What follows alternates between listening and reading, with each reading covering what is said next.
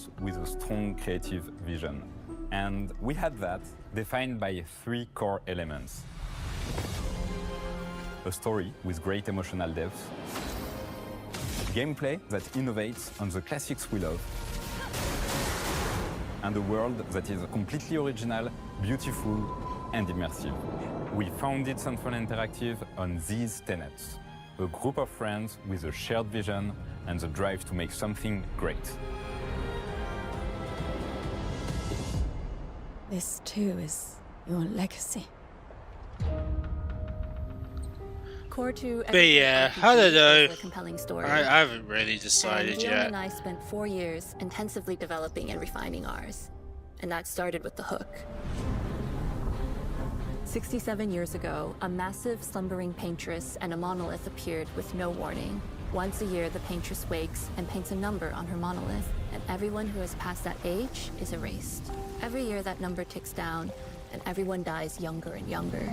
Expeditions depart to kill the paintress, determined to fight until their final breath, but none have ever returned. Our story follows Expedition 33.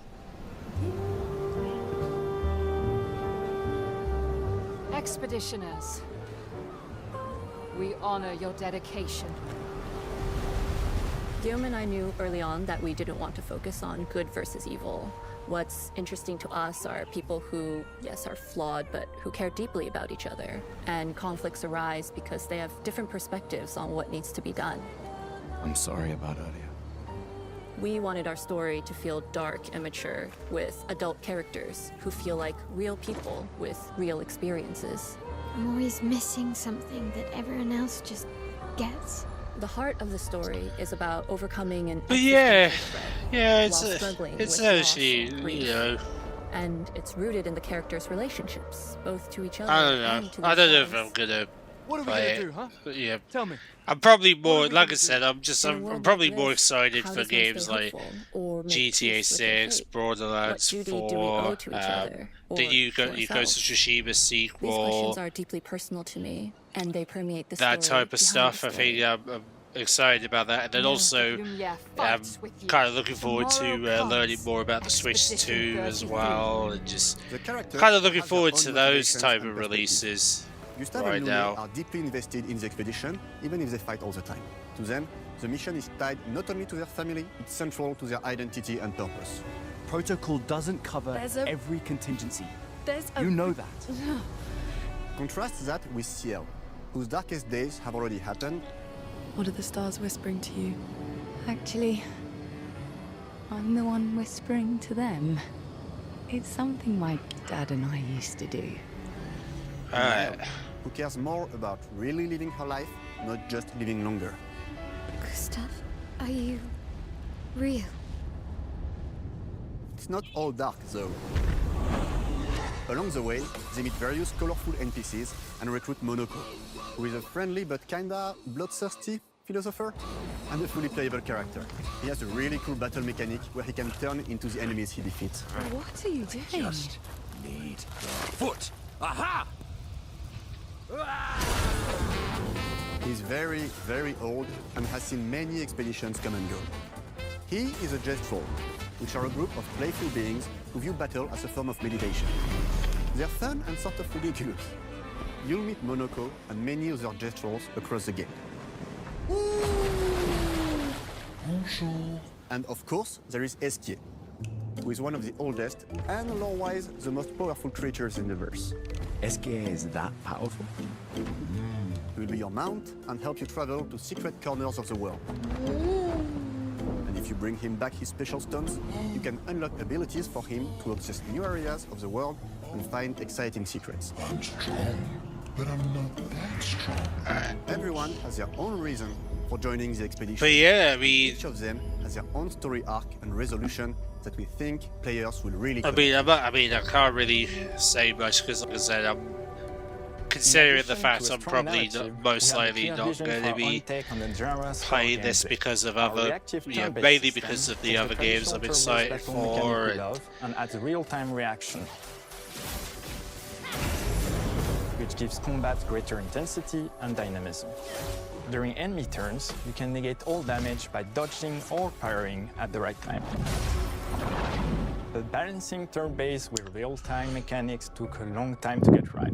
During initial playtests, turn-based players often found the real-time elements too hard. Some of us are still traumatized by enemies from back then. We've done a lot of rebalancing since, and with a lot of iteration, we ultimately came up with a formula that we're proud of. Players who are good at real-time can take more risks, and others can counterbalance with items and strategies. A big part of that formula lies in the many ways you can customize your character. We spend a lot of time designing each character's unique mechanics and their custom skill trees. Our philosophy is making every type of playstyle viable so that everyone can have fun with how they play the game. Each character has a unique mechanic. Mel switches between stances which can ultimately boost defense or power. I personally like to make Mel the protector of the group, but I'm pretty much the only one at the studio who plays her that way. Most people play her as a glass cannon with Gustav's complementary skills. The characters can also equip hundreds of passive effects, which in our game are called Lumina. Every character has more than 20 unique skills in the skill tree and hundreds of and also, as you can see, there's a lot of skills, and I think that part there, I just, thinking about it, I'm like, it's gonna, see how you choose to play and what kinds of build you'll design that we probably never. That would be too much for me, to be fair.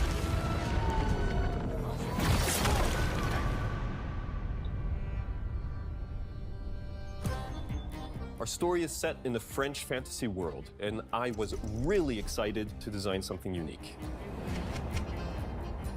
Every level has its own color and texture identity. For example, the Gestrel Village is an early area in the game where players can enjoy a fun break. We wanted something that feels chaotic, grungy, and toy-like. It's basically a bazaar. Everything's disorganized, chaos everywhere, huts are unsafe, built without much thought. It's a place where anyone could fight you at any point, which is pretty much what the Gestrels are like. The Gestrel Village is hidden inside the ancient sanctuary. The ideas here were forest, labyrinth, and sentinels. I designed it as a vibrant place, like an old graveyard of Gestrels, or forgotten wooden toys in a box, with two main colors, red and white. I wanted to make it feel cozy, hidden from danger, with traps and labyrinths in case enemies get in. Same process with the characters. Minoko came in a single concept. I thought of a monkey-like body, white fur, with a black and red flat mask. It's just, I don't know. I just don't feel like I'm gonna. We needed a cuddly companion to take us around. I feel like, because of my excitement for GTA 6, it's just old Victorian pillows with and many intricate motifs. for the other, and also I just feel like there's going to be other games for me to want to check out over this, and I just know that because usually, I mean, sure, this is just the beginning of the year, but once we get to June, when the June showcases happen, that's when, and also when Sony starts announcing stuff, I know that there's going to be stuff there for me that I'm going to want to play and want to check out. And technically, and it ended up a lot bigger. I just know that instantly because I know they're going to do, and also Atomfall as well. We're super happy with is the coming out results, soon, and as there's a lot of you're intrigued to check that game out. If you want to fight the toughest bosses of the game, you will have to explore. Good luck. And then obviously Hogwarts Legacy is having some parallels, planning to have some new content this year, so for the past 4 years. That's why we're delighted. So there'll be a reason for me to go back to Hogwarts Legacy soon. Launches on April 24th on Xbox Series X and S and is available day one with Xbox Game Pass. You can already wish the game and follow us for more info. We are super excited to invite you into the world of Expedition 33. We are a small, passionate team, it's our debut game, and we can't wait for you to discover our story, our world, and our take on the turn-based genre. On behalf of everyone at Sunfall, thank you for joining us. Tomorrow comes. Demain viendra. Tomorrow comes. Demain viendra. Demain viendra. Tomorrow comes. April 24th is when this game comes out, and you can wish list it, and it comes out on PS5 that day as well. So PS5 gets a release date of the 24th of April. So let's see if yeah, I'm actually curious now whether Doom: The Dark Ages has the same release date for PS5 as well. And if they do, then we know that it also comes out the same day as when it comes out on Xbox, which will be massive. Yeah, so we have at least one game announced to be day and date with PlayStation within Xbox. More than 30 years ago, a small team of game developers helped define and set a course for first-person shooters. A lot has changed since then, but our team is as passionate as ever. And the most important values at the core of our games, innovation, craftsmanship, and performance, remain a priority for us to this day. And as you're about to see, those values are infused in every aspect of this latest installment in the legendary Doom franchise. It is an honor. And of course, we all know what this game they're talking about is. I mean, they got posters that says Doom, so it's quite clear this is all about Doom: The Dark Ages, the new Doom game that we can look forward to in 2025. So stupid, I mouthed the words.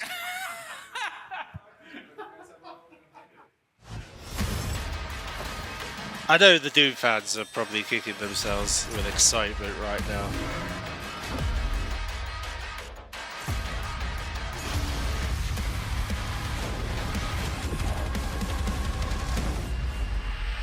In Doom: The Dark Ages, you will feel like the superweapon in the center of a medieval war against hell.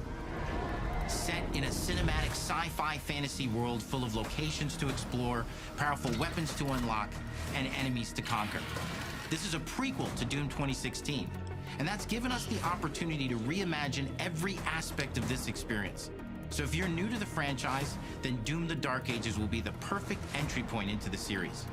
And if you're a longtime fan, then you'll be proud to see, in a lot of ways, the feel of the game is really a return to form. So let's break it down, starting with the combat.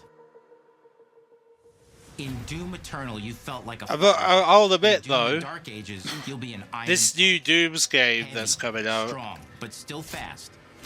I am actually wanting to play it, but obviously at the same time I'm going to be told, you know, I know I'm going to be told I need to check out the previous Doom games in order to understand the whole point of Doom.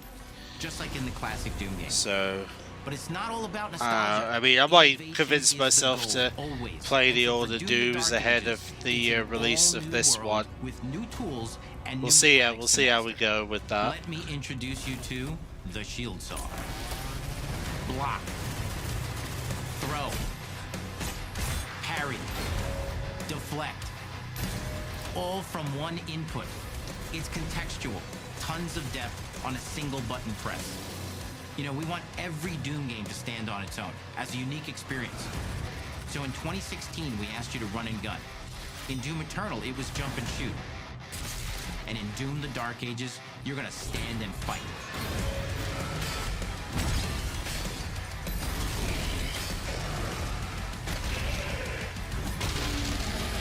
And the Shield Saw will give you the strength to go head-to-head with some of the biggest, baddest demons we've ever created at id. I mean, the detail, and also the detail of this game is looking so nice as of late. How about an iron flail? Or maybe an electrified gauntlet? Or even a Doom spiked mace? That's right, we have 3 melee options that are part of a melee system. All on one input, complete with combos and upgrades. And it's totally awesome. And you can finish off the demons now with an all-new, unsynced, completely in the player's control glory kill system. From any angle, in and out, as you see fit. And it feels amazing. You'll feel unstoppable, smashing your way through the horde with total freedom. And that seems like a ton, but that's just 2 inputs. We got one more really important button that we haven't talked about yet. The trigger.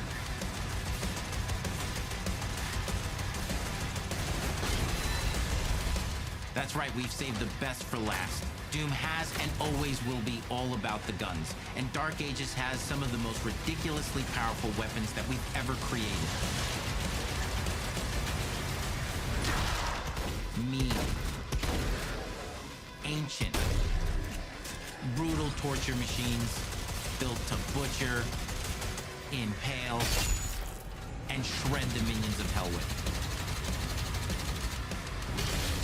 Only in Doom.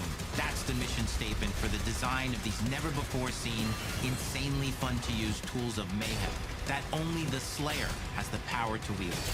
So let's take a look at some extended gameplay footage and see how these medieval mechanics synergize with the enemies and the environments to form the new combat loop for Doom: The Dark Ages.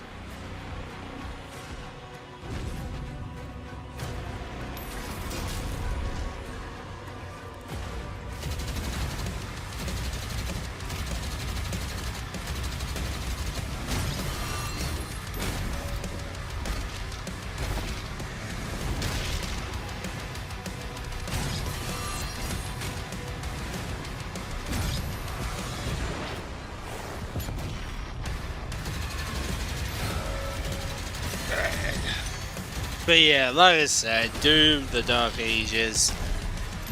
Yeah, this game, I feel like this game's going to do really well for Game Pass.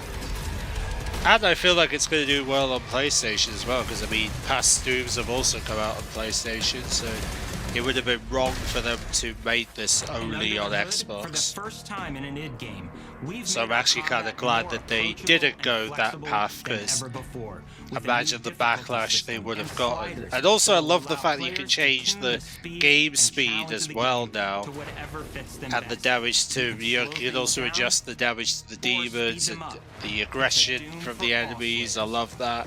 So if you don't want it to be too crazy, you can slow that down and, you know, at least have a fun time with it, which I like. Because it can get really crazy, especially you know, when you play Black Ops 6 Zombies, when zombies are like going crazy at the highest rounds. And if that wasn't enough, at least it's good that you can tone them down a bit if they get a bit too much for you. Neither of these are one-and-done features either. They have a full suite of abilities and even mini-bosses. The spectacle is epic. Yeah, I think this is going to be on my must-play list for 2025. I believe this is another game to definitely be on my must-play list. And I'm probably going to play, I mean, considering I've got Game Pass, I might as well take advantage of it. Unless I decide to buy it on PlayStation, which we'll see. I mean, to be fair, I need to get Black Ops 6 on PlayStation, so that I'll be able to. But I need to add my. I'm going to add. Luckily, I got an SSD for a PS5, which I'm going to hopefully install. Hopefully this weekend, get that sorted, and then I'll be able to install some more games, which would be great. And smash your way through environments full of secrets and treasures. There's always something new waiting to be discovered or destroyed. Now let's take a closer look at just one of the many missions you'll experience in Doom: The Dark Ages. In this level, you will meet the enemy at the gates and save a city from certain destruction. Explore the medieval battlefield outside the castle walls, seeking out targets and enemy formations along the way. But yeah, it does look good though, doesn't it? Doom: The Dark Ages does look fun. From the gameplay that we're seeing, it just looks, the detail looks incredible. Discovering secret caves and dungeon-like mines in search of vital resources. You control the pace of the game. Where you go, who you fight, and the objectives you pursue. It's a Doom sandbox full of war and riches. Once you've broken the enemy assault, head back to the main gates, because the battle isn't over yet.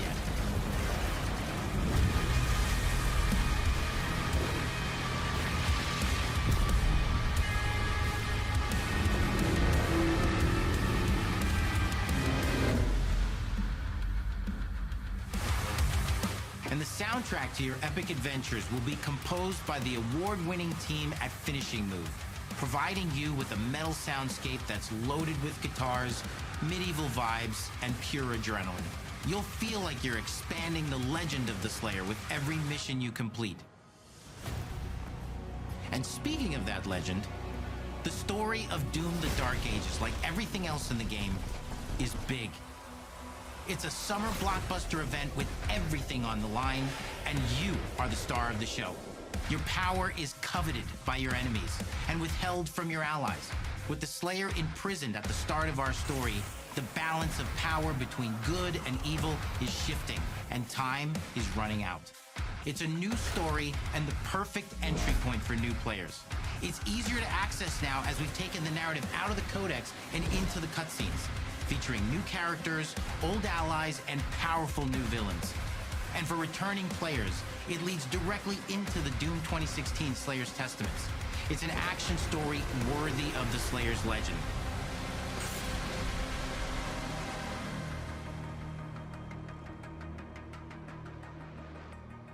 We've got 10 years of making modern Doom games together, and we've done better with every game we've made. The hope with all this, the goal, is to give players an experience that's as fun to play as it was to make, and make something that's good enough to become the best game id has ever made. But that is for you to decide. When Doom the Dark Ages releases... There you go. Alright, it does come out on the PS5 on the 15th of May, so that's good. So everyone gets to play the same day. That's pretty great for PlayStation fans, PlayStation players who want to play the new Doom. You get to play it the same day as Xbox. I cannot move. This is so like... You will feel like the superweapon in the center of a medieval war against hell. All of Azel's powers are designed around textile crafting and spinning wheels. The combat system is built around chaining attacks and unraveling enemies. Our reactive turn-based system has real-time reaction, which gives combat greater intensity and dynamism. 忍具やシリーズおなじみの体術など忍者アクションを駆使して乗り越えていくことになります。皆様に進化した忍者ガイデンを触っていただける日を楽しみにしています。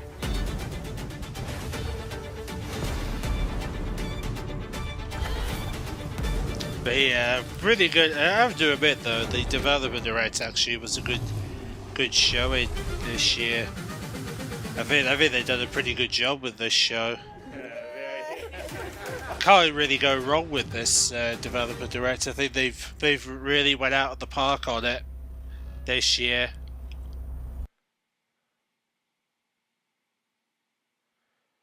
But there you go. That's the developer direct, guys. So yep, that is the developer direct. I greatly appreciate everyone for tuning into this reaction video of the Xbox developer direct. Hopefully, Sony will have a state of play for us in February, and hopefully also we'll get some news from Rockstar regarding GTA 6 and whether or not it is still coming in 2025 or whether we're going to be forced to wait till 2026. I like to be hopeful there isn't any delays of kind, but then again, you know, if there's a delay, then it's understandable. They want to make the game the best it can be, but I think there's a part of me that really wants GTA 6 to come out, so at least I've got something big to look forward to at the end of the year, that could like a big game to pre-order this year, and I think GTA 6 would be that game. So I'm being hopeful that that's still on the table. We'll see, but hopefully we'll hear something soon, because Rockstar have been very, very quiet about the subject, so I don't know how long we're going to wait for news, but I like to be hopeful it'll be sooner rather than later. Anyway, thanks for watching, have a good weekend, and look out for some more reaction videos to come. So, thank you for watching. Bye-bye.